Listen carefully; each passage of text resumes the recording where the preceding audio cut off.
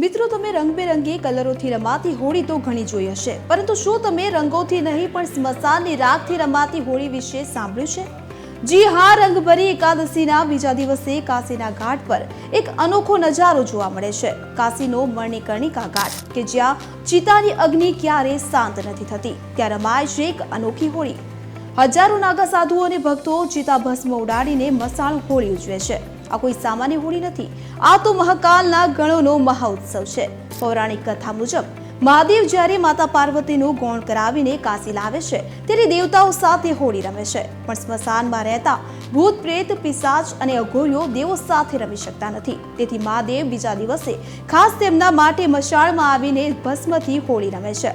આ વર્ષો જૂની પરંપરા છે. અહીં મૃત્યુ શોક નથી, પણ મોક્ષનો ઉત્સવ છે. આ હોળી એ વાતનું પ્રતીક છે.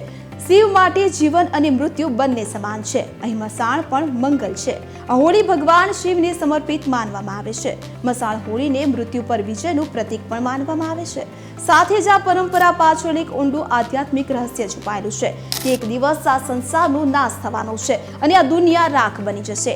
ચિતાની ભસ્મ સાથે હોળીને અઘોરી કહે છે કે આ દુનિયા અને જીવન સાથે વધુ પડતું આસક્ત ન રહેવું જોઈએ. આ હોળી જીવન અને મૃત્યુના ચક્રને શિવમય બનાવે છે. આ છે કાશીની અસલી ઓળખ, એટલે મસાણ હોળી. તો મિત્રો, રંગાઈ જાઓ મહાદેવના ભક્તિના રંગમાં અને બોલો હર હર મહાદેવ.